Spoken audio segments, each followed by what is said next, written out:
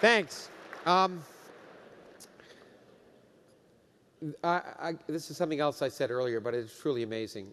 It's 12 hours of science to a full 3,000-person auditorium. You have to applaud yourselves, because this is just amazing. There are very few places in the world which it is possible. And this panel is a slight change of pace, and I'm very pleased and honored that the distinguished panelists have agreed to come here, and that Roger Bingham has agreed to narrate it. Roger Bingham is actually at the Computational Neuroscience Department at Salk Institute, but he's also the producer of the Science Network, and in fact an Emmy Award-winning producer. And we've partnered with them, and as many of you know, the entire event, including the scientific symposia, were broadcast live on the web, and they're also being produced into DVDs, which we're going to make available to schools and also to air on the Science Network, because a key part of what we want to do is reach out to the public nationwide, and Roger and his team have been great helps. And Roger, in fact, narrates a big event down in San Diego that I've been to, and he's the perfect person to host and introduce this panel. So with no further ado, I'm really happy to introduce Roger Bingham. Good. Thank you. Thank you. Thank you. Thank you. Spectacular crowd. How many of you have actually seen anything on the Science Network, the Beyond Belief? Do you know about the Beyond Belief thing? Yes. Good. Thank you. There'll be no magic tricks, I'm afraid. I was very nervous about coming out here after Jason because it's a bit of a mood changer, but let's see what we can do. We have an extraordinary panel. Let me start with Anne Druyan. Annie is obviously a screenwriter, she's a novelist, she is the CEO of Cosmos Studios, and was one of the writers, with her husband, of Cosmos. Anne Druyan.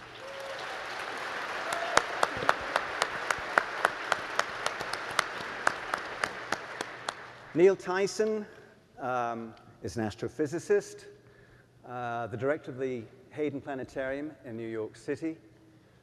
He's the host of Nova's Science Now series, and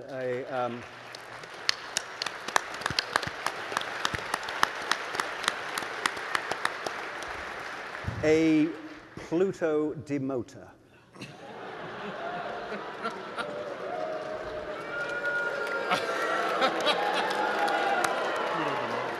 Thank you. Pluto had it coming. Pluto had it coming, yeah. You know, when I was coming out here, I said to Neil, do you mind if I introduce you as a plutocrat? And he said, no, you've got to do it for a general audience. But you guys would have got that, I'm absolutely sure. Lucy Hawking. Lucy's a novelist, writer also. Most recently, she's been working on some children's science adventure books, which are enormously important, with her father, Stephen Hawking. Lucy Hawking.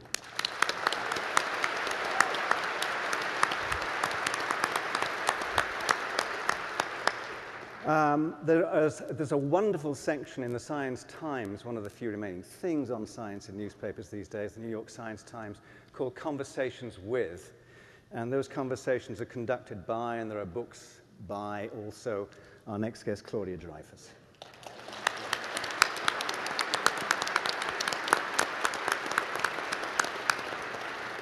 And finally, there's usually a lot of hyperbole used about in the broadcasting business. People say things like the broadcast legend indiscriminately, but this is a broadcast legend, ladies and gentlemen, Hugh Downs.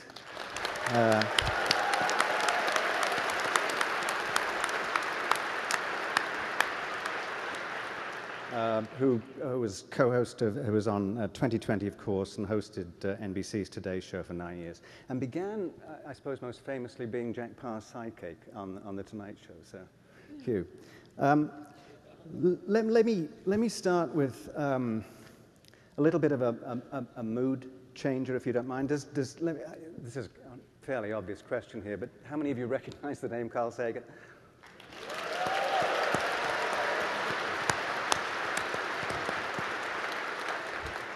Okay, fairly unknown figure. So here's a passage from The Demon-Haunted World, Science as a Candle in the Dark, By the way, if you look on the Science Network website, you'll see that we use a candle as one of our brands, and we talk about sharing Carl's vision of science as a candle in the dark. But let me just read this to you, this from The Demon-Haunted World. This was 1994-ish, about 15 years ago. Science is more than a body of knowledge. It's a way of thinking. I have a foreboding of an America in my children's or grandchildren's time when the United States is a service and information economy, when nearly all the key manufacturing industries have slipped away to other countries, when awesome technological powers are in the hands of a very few, and no one representing the public interest can even grasp the issues, when the people have lost the ability to set their own agendas or knowledgeably question those in authority, and when, clutching our crystals and nervously consulting our horoscopes, our critical faculties in decline, unable to distinguish between what feels good and what's true, we slide almost without noticing back into superstition and darkness. So at a time when science and reason in the nation's deliberations have been repeatedly challenged as irrelevant or elitist, this is my commentary, we've finished with Carl's quote now, and science seems to be estranged from society, his words sound prophetic, an alarm call. And think about this, that was just 14, 15 years after the triumphant broadcasting of Cosmos, which was a very up sense of science. So we've gone from Cosmos to Carl's view, his prophecy, if you like, in 1994, 1995, in The Demon-Haunted World. Here we are, the same period on. The question is, the alarm call, has it been heeded? Is it being heeded? This is the question I want to start the panel off with, to try and find out if we're actually on an upswing again. So, Hugh, do you want to take a stab at that to begin with? Thank you, Roger. It's ironic, I think, that science at this point finds itself in the position of a messenger who is about to be killed because of the message that he has delivered. And this is painfully ironic, I think, in view of the fact that science over the years has brought messages to us that have greatly enhanced the quality of human life. And what is against them, I think we have to guard against being simplistic enough to blame this all on religious fundamentalism, even though that's a big factor, particularly in the case of evolution. I want to touch on that. But there is, unfortunately, a kind of a, not only anti-science, but an anti-intellectual, anti-rational, neo-Luddite, dumbed-down, know-nothing mentality that has emerged with some organization that is attacking science. Science is under attack at this time. And one of the things science has done, and I'm sure Neil is going to touch on this, astronomically, it has, over the ages, it's pulled out a series of rugs out from under humanity that have been very unsettling to and very eroding to our sense of comfort that comes through our superstitions and our prejudices. And humanity is not happy about that. So my feeling is that since it goes beyond science, it is a very large movement, and the big question is, what do we do about that? There are a number of theories on what the best way to tackle that is, and I'm sure that some of that will come out in our discussion. That said, I'm concerned about the fact that there's that much movement against science, which is sort of a savior to us, really. And that is the achievement, and you hate to see humanity sort of afraid of its own intellect, and it almost amounts to that. And that's not true of all humans, obviously, because, but they're enough to make this powerful movement. I'll subside with that, and then we'll go where we go with the rest of it. Thank you, Roger.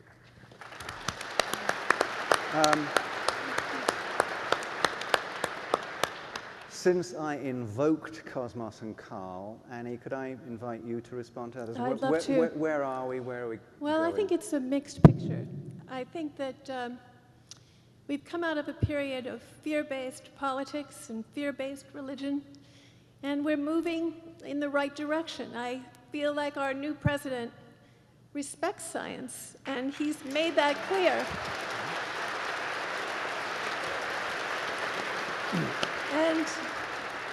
that's such a joy after having 8 years of a president who proclaimed his contempt for science by saying nuclear every chance he got. It was a kind of badge for him that he was proud of his ignorance. Now we have a brilliant president who has great potential. So I think that we're moving in the right direction. When I was a kid, I always used to wonder if when Columbus was sailing out of the little Spanish port town that he sailed from, if people like fishermen and tradesmen around the harbor looked up from what they were doing and said, wow, you know, Columbus is going off to discover the new world. Well, of course, I realized soon after that that wasn't the case, because even Columbus probably really didn't understand what he was about to do. But beyond that, there was no means of communication, so that immediately the great discoveries of Columbus could be spread to everyone. A month ago, I was at Cape Canaveral witnessing the liftoff of the Kepler mission, the first spacecraft mission to search for new worlds, extrasolar worlds, worlds that circle different suns. Now, Claudia and her colleagues at the New York Times, Dennis Overby, did a brilliant story about Kepler, but beyond that, the coverage was minimal. And I actually was at the launch. I saw this spacecraft lift off at night, like a little dime of light in the night, with maybe 100 or so other people. Went home to watch the news and saw stories about everything else. One line on the ticker that Kepler had actually successfully lifted off. There's something wrong. Everyone is fascinated by the search for extraterrestrial intelligence, by the search for other worlds. And yet there's a kind of disconnect. Don't want to take too much time, and I will defer to my colleagues here, but I just want to say that there's a failure of public education. We're not telling the great stories of the lives of the generations of science and engaging new generations in the scientific enterprise. Thank you. Mm-hmm.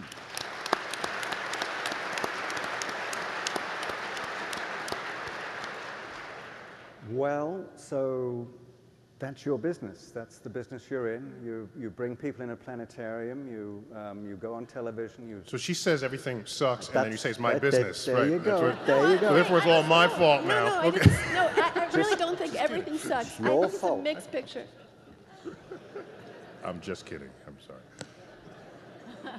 I actually, while I think, Hugh, you spoke brilliantly, and we all agree. And I also agree with you, but I'm not as cynical about the state of affairs for a variety of reasons. 30 years ago, when Cosmos premiered on PBS, there was like 5 TV stations, right? That was it, kind of, right? Of course, there was no internet, no computers, no PCs, that is. And so you could go months surfing. The word wasn't in use back then. Getting up from your couch to change the channel of the television. You could go months before you would stumble upon science programming. Yes, there was the weekly Marlowe Perkins with the animals, and then the undersea guy, Jacques Cousteau. You had them. But that was it. You know this. That was it. So Cosmos represented sort of a breakthrough in access to the science frontier, a kind of singular breakthrough.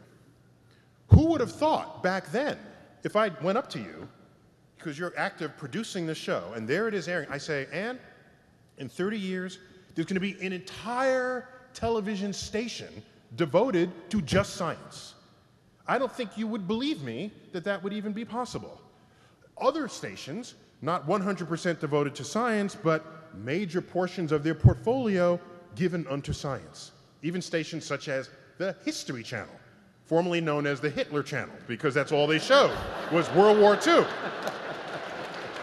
And then then they got hip to the fact that maybe science sells. Maybe the cosmos sells. And they're on the third season of the show called The Universe that many of us in this program this week were actually interviewed for. And so access to science, whatever are the publishing challenges that exist in the science sections of the printed newspaper, I don't see any shortage of the coverage of science in the media or in the media or in broadcast media, in news media, or in cable or broadcast television. And so I'm a little more hopeful. Even though the state of affairs and the science literacy of the nation is low, embarrassingly low, scarily low, access to science is not. And so what we need is to establish the conduits to the cosmos that the nation can then grasp and then bathe in all the glory. That's what I want.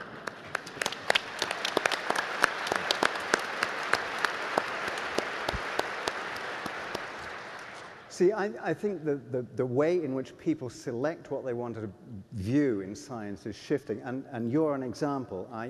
When you came to the Beyond Belief meeting, the first Beyond Belief meeting, Annie, you were there as well, with Richard Dawkins as well, there was a little section where you had an exchange with Richard Dawkins, and we weren't posting anything from the Science Network at the time, but pretty soon there were little clips started appearing on YouTube. And if you look now, you'll find that exchange between Neil and Richard is now the 60-second most viewed of all time on YouTube, not in the science and technology section, in their big how-to and style section. So there's an awful lot of people elected to go and watch this sort of stuff in their own way on the net. So one's wondering whether they're going there because they can't find it in newspapers. And we know, of course, that CNN just shut down Miles O'Brien and its entire science reporting team. Other newspapers are folding all over the place. There's this oasis called the New York Times left. So I want to ask Claudia where she thinks things are going and what some possible solution might be.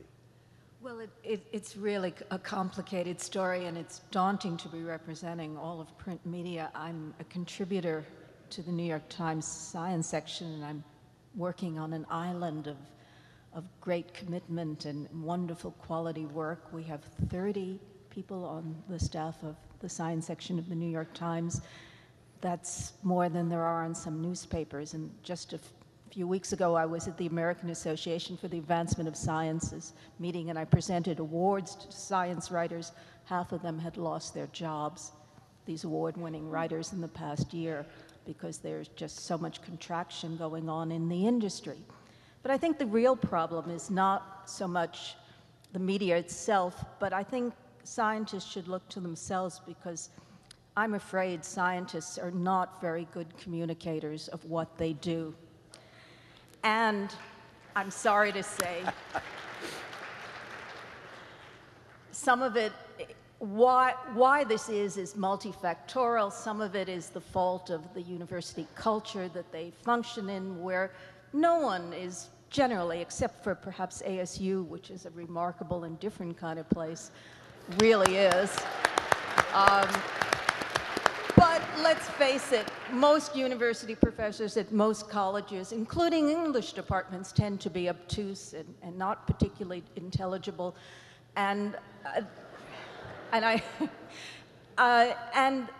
This is true of scientists who are very busy and into their own work and have not been in the public square. And I think what began to happen about 8-9 years ago with the growing politicalization of science was a very big shock to the science community.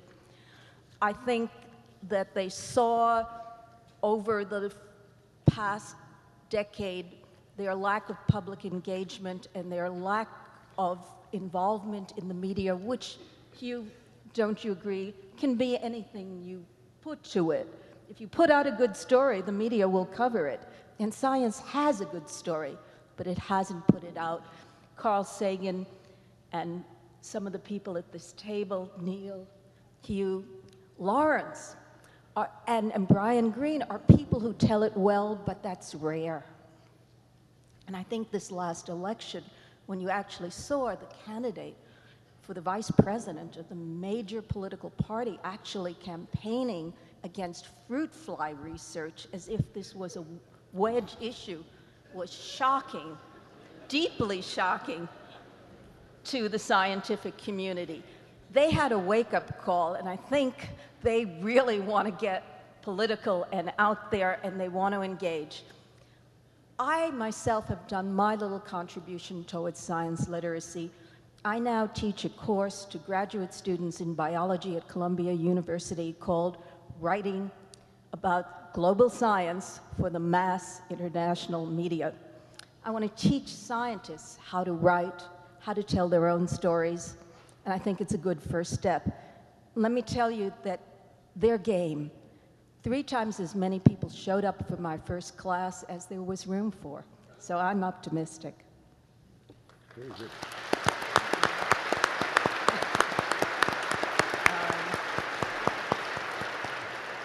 So that obviously invites a response from Neil, but let's just hear from Lucy first about, because one of the solutions here obviously is next generation and getting kids involved in this, which is your primary activity here with Stephen. So. It is, that's right. And every time I come into the United States, immigration, the immigration officer says to me, "And so what do you do?" And I say, "Well, I write children's adventure stories about astrophysics." And they just go, ka-chunk, ka-chunk, come in. Yeah.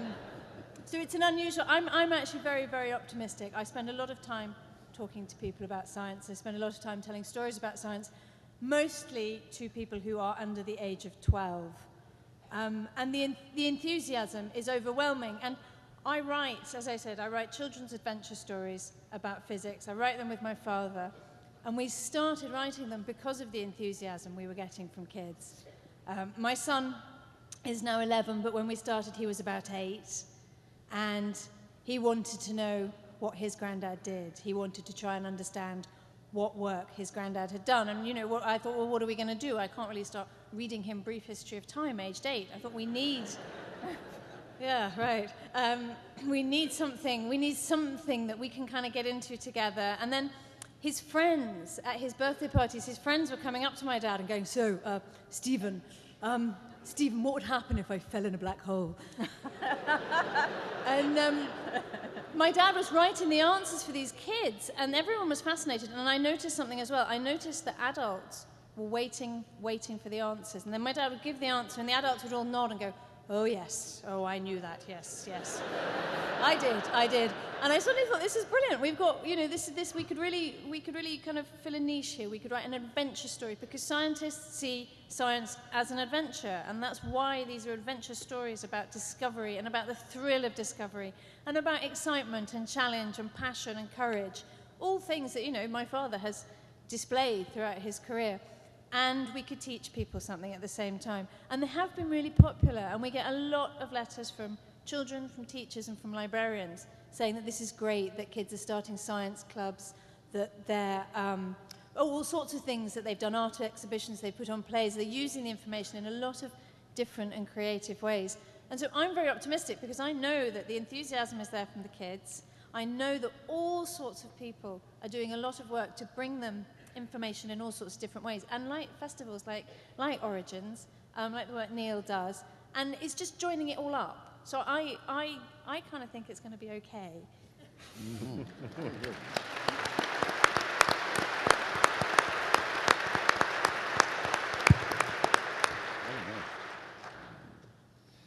What? I have further evidence that we've come a long way, if I might. When I was in high school in New York City at the Bronx High School of Science, I got one guy from the Bronx Science right here. I got one guy.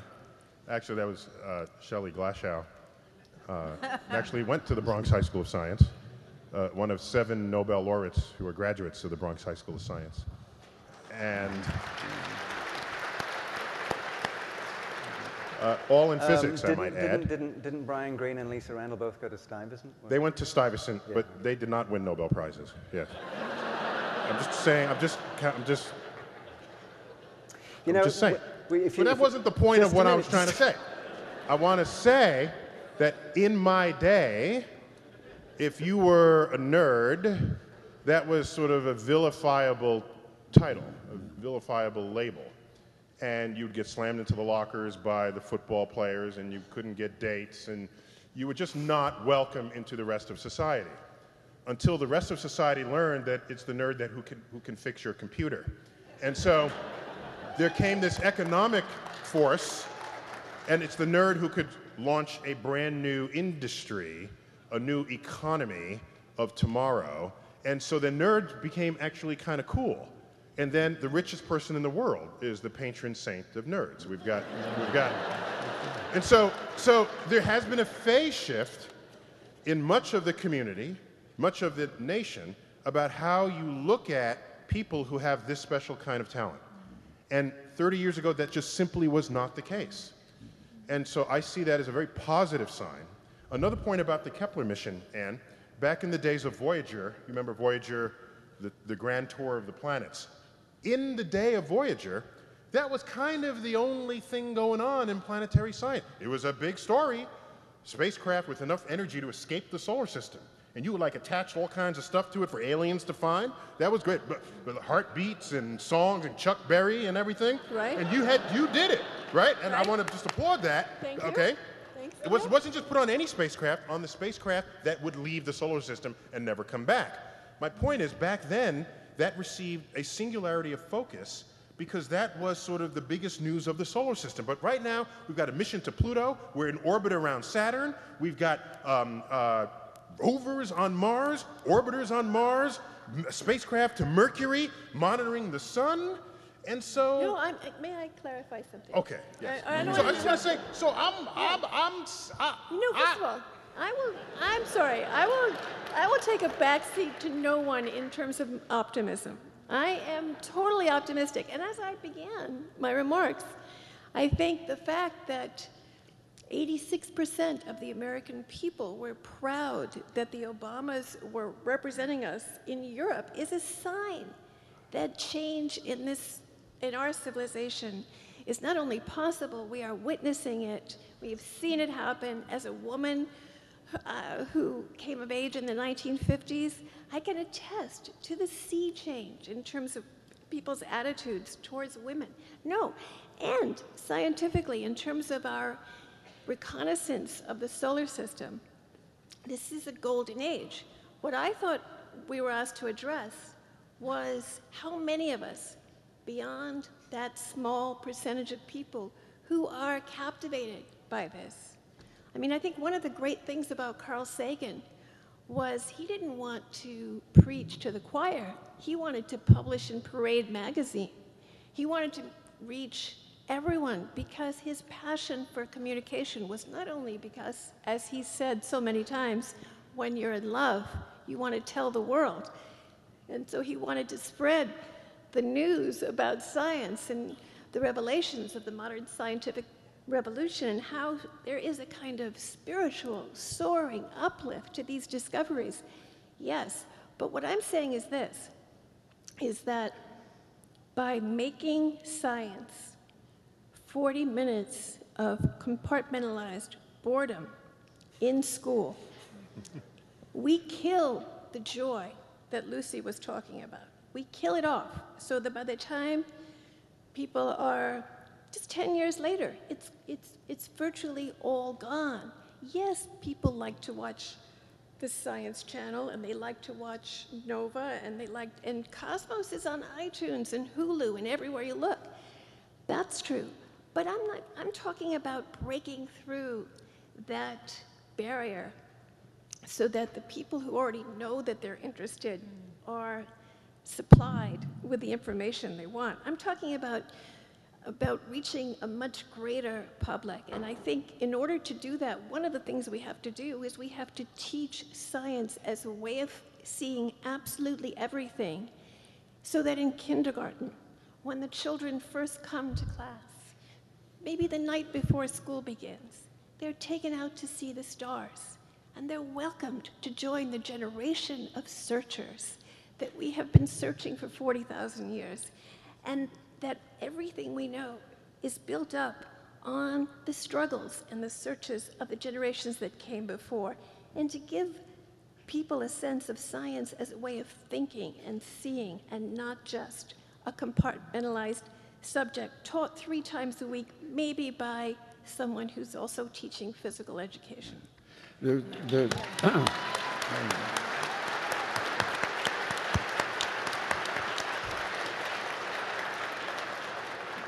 Neil mentioned some of that so much is going on now, and there's justifiable criticism of the press generally and the way these things are covered. But some of it's not the press's fault.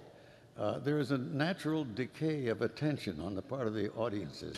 There will come a time when a spaceport where crews are taking off to go to Mars, people won't go there to watch that. People used to go to airports to watch a 747 take off. That's right. And they don't do that anymore. So it's very hard to keep up with that kind of thing. And the other thing I think about in defense of the press, and I'm not saying there isn't valid criticism, but scientists have arrived at many of these truths, most of which are of great use to humanity, using arcane language that simply is not available to people who don't have the mathematical background or a concerted long-term interest in astronomy and those things. To understand that vastness of the universe, for example, it's very difficult to explain. And I remember Carl Sagan talking about that a lot and getting it across. The impossibility of making, even in the mind, scale model of the entire universe. That's just not possible.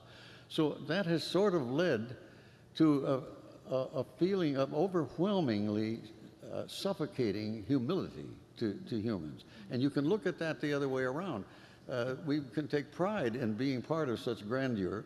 I think it was Arthur Eddington said, we are citizens of no mean city. And so it's a great place to be, and it's a job of the press, I think, to get across that kind of enthusiasm and help people in their inability to understand just how scientists arrive at these truths.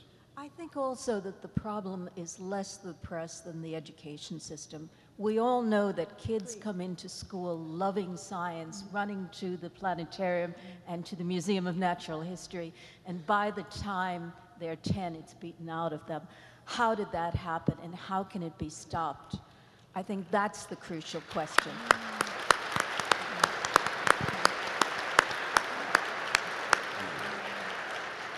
I'd just like to add, not a moment goes by that I'm not conscious of the fact that Carl Sagan ventured into vistas not previously allowed in the scientific community. When he appeared on Johnny Carson, The Tonight Show, that was considered shocking by his peers. And they mistreated him for it. Yeah, you're a scientist and you're appearing on a late-night talk show. Are you out of your mind? You're writing for Parade magazine. Are you out of your mind? And so I don't, for a minute, take any of that for granted, because he did it first. He did it better than anybody. And I and my colleagues are in this sort of cleared path behind him doing just that. And so I can say that while not enough of us in the scientific community, to your point earlier, Claudia, that public outreach is not rewarded in research science. It's simply not. At worst, I would hope that it was just neutral, all right? But in so many of the sciences, it's not neutral, it's actually a demerit. I can say, however, with some confidence, that in the astrophysics community, since we had Carl Sagan, whose some of his blood is on the tracks, and it came first, the rest of us saw the tide waters, the budget waters rise for our space missions in the presence of Carl's activities. And so, to this day, I can do what I do, and my astrophysics colleagues can do what I do without much fear, without it counting against us. And I credit that all to Carl, completely. So I just want to say, Anne, not a moment goes by without me recognizing that. I want to just thank you all back when you did that. Okay. Thank you. I think also, I'm sorry. No, I was just going to say something to Neil. I think it was Paul Dirac who said, you can't be a proper physicist and be a popular one at the same time. And he was the Lucasian Professor of Mathematics at Cambridge University, so same chair that Isaac Newton held and the same one my father now has. And I think that he cast a very long, cold shadow over physics and the idea of explaining physics in popular terms in ways that people could understand.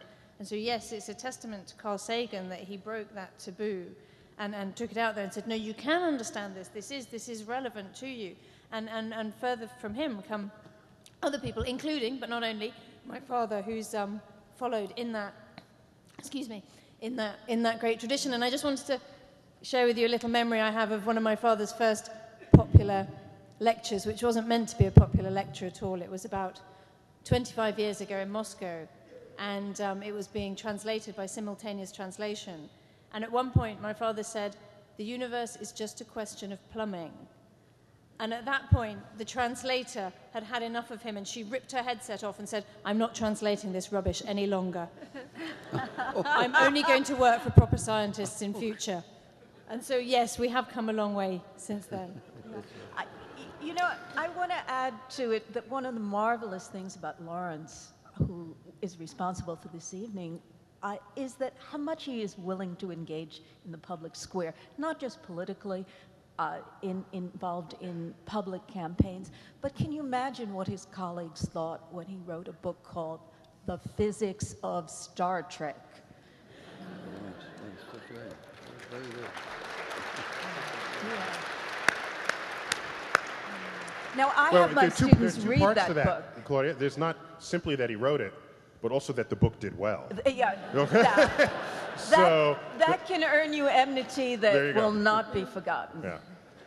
Well, we're primates, you know. So, No, and that's the fact of it. We're primates, and so I think. And are we bonobos or are we chimps? Well, we may be chimps in the process of evolving, of letting our bonobo self come forward. I think part of the fact that women play such a much larger role in every sphere of life in our lifetime is a sign that we are trying to emphasize that bonobo part of ourselves. Yes. Our inner bonobo is coming It's coming to the out. And how lucky we are to live at this moment when it's happening. so we have a president who said that he wants to restore science to its rightful place in the US agenda. We have a leader of the House who said that if you ask her for her agenda, she'll give you 4 words: science, science, science, and science. So the climate is right, despite the turmoil that's going on. I don't want to say there's a parallel, but let me at least suggest, as I've spoken to you before about, if we go back 350 years, okay, so the Royal Society is 350 years old in 2010. I'm just giving you a little plug here because the Science Network will be doing a Beyond Belief meeting in 2010, and we'll be calling that one the Merchants of Light. Do any of you recognize the reference? This is a reference from Francis Bacon's book, The New Atlantis, in which he was talking about the setting up of a community of essentially scientists. He was talking about setting up Salomon's House, which is essentially the Royal Society. And the only commodity of external trade was light, the light of understanding. So these people were the merchants of light. And so we're going to have a meeting at some point, and I'm getting to this right now, that if you imagine that meeting as being a board meeting, a shareholders meeting, for the state of science, this huge enterprise over the past 350 years, what are the success stories? Where are we going? How do you see communicating it? Neil, do you want to have a go at that? Yeah, thanks. I'd say, first of all, that I'm cynical in a fundamental way here in my old age, and after several tours of duty in Washington, D.C., learning how the sausage gets made, I've come to conclude that this stated resurgent interest in science does not derive from any deep romantic sense and longing to understand our place in the universe. In my judgment, and I think defensibly in my judgment, it comes about because enough people are coming to learn that innovations in science and technology are the foundations of tomorrow's economy. and we're watching our economy fall while the economies of other nations who have made these investments rise. And so in the end, since nobody in a capitalist system wants to die poor, at some point, science and technology ends up reigning supreme. I wish it was for more lofty reasons than just not wanting to die poor, but I'll take it if I can get it.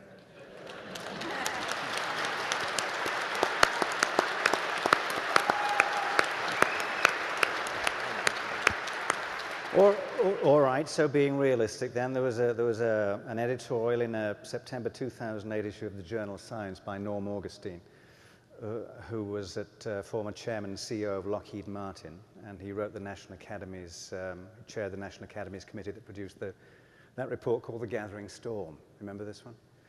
And he pointed out that the number of US citizens receiving PhDs in engineering and the physical sciences had dropped by 22% in a decade, that US high school students rank near the bottom in math and science, that only 8 of the 535 members of the US Congress list themselves as engineers or scientists, in contrast to China, where 8 of the 9 senior leaders hold such degrees. That is your point? Oh, well, first of all, that's a little misleading, because at the time that report was written, while the statistics were correct, 80% of graduate students were foreign nationals, only 20% in the sciences and engineering, 20% or less were American. At the time, the foreign nationals would come here, get their PhDs, and stay. And so that's cool. You just sort of become a naturalized American citizen and bring your brilliance to bear on our economy. You were on this committee, actually, as I recall, weren't you? Well, I was on a couple of other commissions, right, but National Academy. Invoking those data in right. the service of the conclusions that we drew. So the point is that today, with the sort of xenophobia that has come out of the past decade, foreign nationals, even if they do come to be educated, it's much harder for them to stay. If they don't have a job by 6 months after the PhD, they're sent back. And so this is a recipe for disaster. The entire illustrious history of discovery in America is marked by the brilliance that was brought to us by immigrants and others who came here seeking freedoms of all sorts. So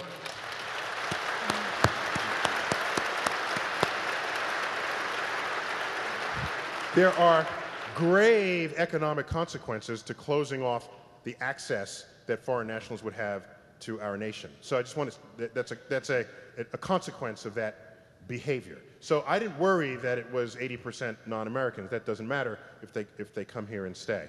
I'd like to pick up on something you said earlier about just crass market reasons for people getting into science.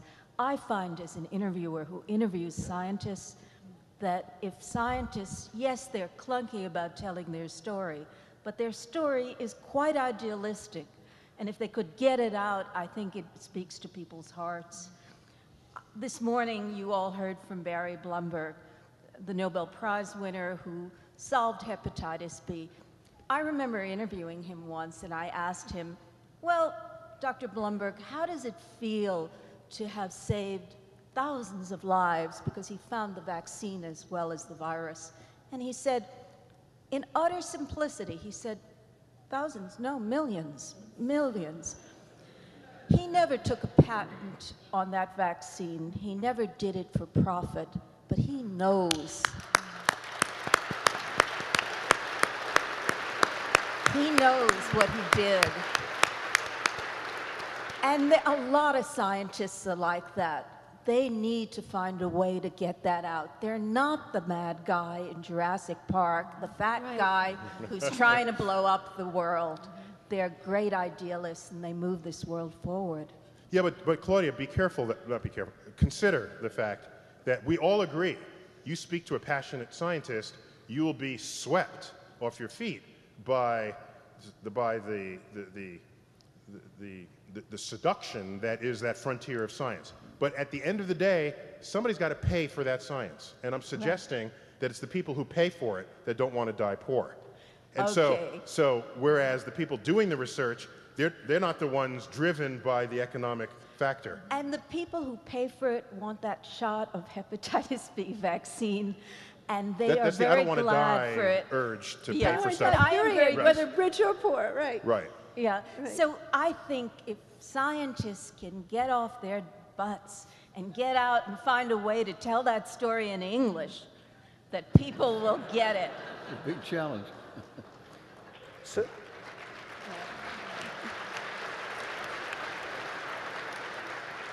so I misunderstood. Were you saying, Neil, were you saying that you didn't think that a top-down from government impetus is where a solution lies? The fact that you've got, you know, Stephen Chu there, John Holdren, Jane Lubchenco, Steve Koonin, Harold Varmus, helps? No, I guess I don't know what I was saying. Let me try again. No, just briefly. I was trying to combine two thoughts, and maybe I did it imperfectly. I wanted to agree with Anne that one of the noblest causes for exploration is to more deeply understand our place in the universe. Not only the universe of the large, but the universe of the small. Our relationship to bacteria, to viruses, to the rest of the animal and plant kingdom, nature. And so that's just, one should do that just simply because it's a beautiful thing to do. But at the end of the day, scientists do not control budgets. Politicians control budgets. And in democratic societies, people elect politicians who control budgets. And so I submit to you that this resurgence of restoring science to the front of the agenda is not the consequence of people finally realizing how beautiful it is to discover science. My read of that landscape is that it's the consequence of people not wanting to die poor, because they're recognizing the economic value of this investment. And so I'm applauding it, yes. You've got good folks up there as the Secretary of, the President's Science Advisor and the Secretary of Energy. These are talented people, both physicists, in fact. So that's cool, you know. So that's my bias there. Because physics is, of course, the foundation of chemistry, itself the foundation of biology. That's just the fact. That's just how that builds. So, and while I'm sort of dissing biologists, let me add that, I don't mean to diss biologists, but the notion that we discover cures for hepatitis and other things that might kill us, and the urge to fund this because it's the I don't want to die urge to fund, keep in mind that the urge to triple the budget for the National Institutes of Health relative to NASA or the NSF or other drivers of the physical sciences, consider that you walk into a hospital, essentially every machine with an on-off switch invoked in the diagnosis of the human body without cutting it open has foundations based in some principle of physics. And so you cannot fund one without the other. All the frontiers of science need to happen simultaneously, and it's the unexpected cross-pollination that makes the revolutionary advances in our understanding of ourselves.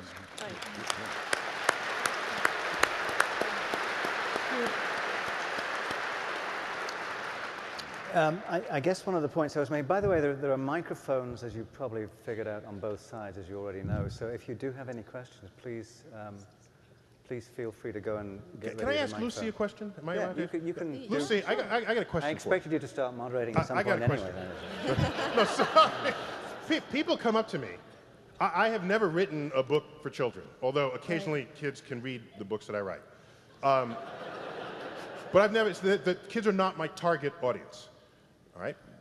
We know, and you've experienced firsthand, that kids are kind of born investigators of the world. So the real challenge here is to sustain that, not to sort of create it from whole cloth, because they're already doing it. So let me ask you, do you see yourself stoking an already burning flame, or do you find the need to actually ignite the flame in kids that already had it extinguished by their school or by their unwittingly protective parents? Well, it's an interesting question. I wouldn't like to set out to knock schools or parents. So I would like to think that what we are doing in talking to kids, in writing for them, is engaging their curiosity and maybe igniting an interest. Maybe that interest wasn't there, and some kids come up to me afterwards and say things like, I only signed up for your talk because I wanted to get out of playing hockey, but actually it was really good and I enjoyed it. So you just never know. You know, you've got we talk to such a broad spectrum of kids that it's hard to say. But there is a great enthusiasm there, and I've definitely picked up on how ready they are to absorb and to take on complicated topics and to ask questions. And there was something else that plays into that, which was something Claudia said, which is about scientists and their ability to communicate. And I can't speak across the board, but we did have one experience when I asked various different scientists if they would be interested in writing short essays for children on a variety of frequently asked questions. Like I asked Martin Rees, an astronomer, if he would like to write an essay about, is there anyone out there? And the response I got from these very distinguished scientists was always the same. It was incredibly humble. They all said, but why do you think children would be interested in what I have to say? And you see, that was really interesting because I said, well, yes, of course they would be interested in what you have to say. And of course they want to know what work you're doing. And there seemed to be this sort of general feeling that people didn't want to hear from them, that people didn't want to know what they had to say. But I sort of persuaded them and I sort of talked them into it. And we put together this very nice little collection of essays which tells you things like how to find a planet in outer space and what is the Goldilocks zone.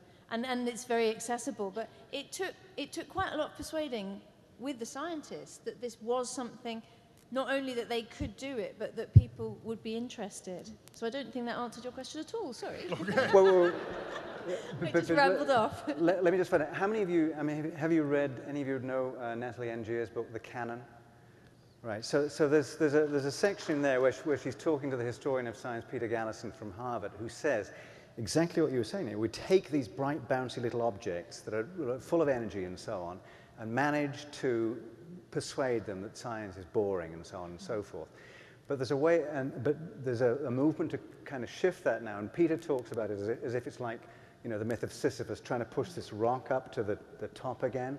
And he says that we've now got the boulder balanced at the top with a lot of potential energy, just one little push, and it converts into kinetic, that's physics, isn't it? Kinetic energy. Indeed, yes. That would be physics. So I think what the question is, one of the questions I want you to brood on is what's the push? But let's go to one of the questioners first of all before we lose this. Yes, you're at the head of the line. Thank you all so much. You absolutely have enticed our thinking and helped us understand what we need to do. The one thing that I found, and I've been here since 9 o'clock this morning, actually 9:30, I was late, is that we have not heard from the young scientists who are students here at Arizona State University.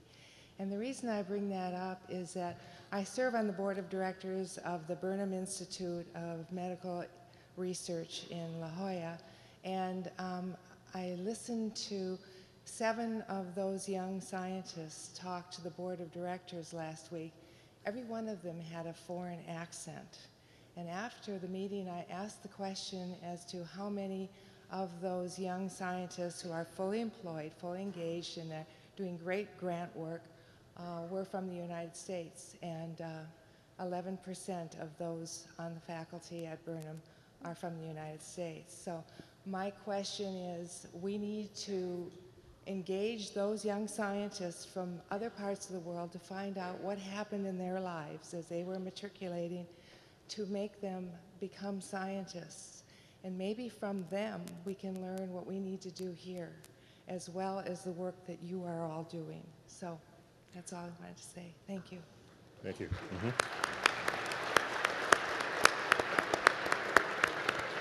So popular legend has it that once upon a time in this country, being a scientist wasn't very well paid and you should be a lawyer or work in finance. Perhaps that will shift back again. I can tell you also that there are essentially no unemployed scientists or engineers. Meanwhile, you have artists violining in the street and painters. I mean, it's just there's certain realities of society. There are unemployed engineers. One from this side? Not badly unemployed. I don't know. May I speak to that? Because I was talking to the science club, the biology club at Columbia last week, and what was really interesting was that a lot of the students were women, and American-born women of immigrant families. But what was really interesting was how afraid they were to talk to their American colleagues and peers about what they did at school. And there was a young woman whose parents came from El Salvador, and she was saying she was really interested in science issues, but she was afraid of talking to her girlfriends about it because she didn't want to seem nerdy. And I said, well, why don't you speak up for your interests? Why be afraid to say, hey, I'm a scientist and proud? And it hadn't occurred to her. I still think that science kind of needs an anti-defamation league. Well, no, there's a whole website called Skepchicks. I don't know if you know about it. These are women who themselves are nerdy, who like nerdy men. And no, I'm serious. No, check it out. Skepchicks. These are women who could care less about Brad Pitt, but are after they're interested in science themselves and will discuss nerdy topics. And so I'm claiming that there's a movement underfoot, and it'll take a little time, but it'll rise up. Nerd is cool. And the geek shall inherit the earth. Yeah.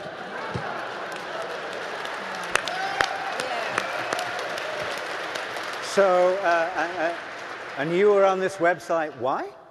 I was going to say the same thing.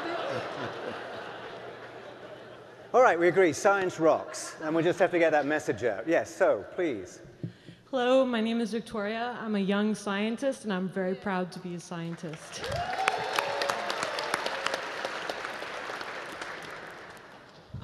I asked the panel a question or a comment to an old Chinese proverb. It says, tell me and I will forget, show me and I may remember, involve me and I will understand. And based on this proverb, which is kind of my teaching ethic, I was wondering how you perceive the education system, the university environment, and also media. Because in part, I feel the education system and the media system is almost partly like armchair science, where you're just sitting back and watching other people, and you're not engaged in the process continuously. And another question I'm asking is that why is there also a barrier to science? Is the process of science really elusive? And each of you, what do you think is the definition of science? Because I've even asked professors and some of them can't give me a straightforward answer. Okay, before we get to the answers, just so you know, Lawrence has just issued an edict that we have about 5 minutes left, so it's speedy.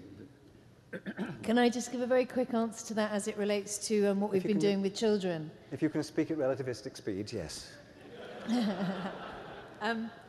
That proverb would pretty much describe the way we set about trying to explain some of the work my father's done and other scientists to children, because of the way children were asking him questions, which was all about what would happen to them if they went to a different planet, if they flew too close to the sun. So we wrote everything in terms of what it would be like if you were actually there, as an involvement thing, to make it real and vivid to them, in order to capture their imagination and so that they would get involved. So that's absolutely the ethos of what we've tried to do. You know, there's something that Neil touched on that I have not seen anywhere in the press. Now, maybe it has had some coverage, but that's the economic aspects of the value of funding science for its research. There's a challenge, I think, for the press to get that out to people and maybe not focus solely on trying to get people to understand the more stratospheric aspects of how science is done. I would like to see the press rise to that challenge and show something about the economics, because so much is driven by economics rather than the more pure scientific things. And briefly, I can address this directly. I think the Chinese proverb is a bit overrated in the following way. If all you do is, yes, if you sit there and get lectured to, and the lecture is boring, yes, you're not engaged and you don't become a scientist. And the claim is that if you're engaged physically, kinetically, then you'll understand a concept better. I don't deny that. But what I will claim is that it is possible to be lectured to in a way that you are so riveted by the content, and the content is scintillating on a level that you are completely transformed. And that is a rare talent. I think Carl Sagan had that talent. I would sit and listen to Carl Sagan for months, for years. And And it's possible to be intellectually engaged. And that's the challenge of the educator who stands in front of a classroom. Because you can't physically engage everybody because there aren't as many. You need an educator for every student practically to actually put that into effect. So you need the rare, and I bet you, by a show of hands, who here has had, how many singular sort of teachers have there ever been in your life? And I bet you it's not more than 3 or 4. Teachers who have transformed who and what you are as a person. It's not more than 3 or 4. You've had dozens of teachers, scores of teachers in your life. We want to take those teachers, and they should be first in line for the cloning machines that come out of the thing. And lastly, definition of science. There's too much crap out there. Oh, it's hypothesis. Science is do whatever it takes to not fool yourself into thinking one thing over another in deducing the nature of the world around you. Amen. That is what science is. That's it. It's not more complicated than that. It's not. The source of inspiration can come from anywhere. It doesn't matter. As long as you put in the checks and balances to resist duping yourself into thinking something is true that isn't. That's all it is. It's all we do. And I would add that universities need to start valuing teaching as much as they value research. Yes. So,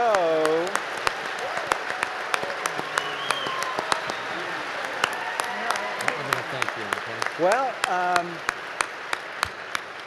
it seems from this program that ASU is one place that's doing that. I'm sorry, guys, there's no time for any more questions. There is, and I know we could go on all night, and you know, it's really amazing when you ask 5 people and you think the dynamics might work, but like everything today, it's just exceeded anything I could have possibly imagined, and I really, really appreciate all of you, my old friends and one new friend, for coming, and for Roger for doing this, and all of you. So we're going to take a little break, but I want to thank everybody.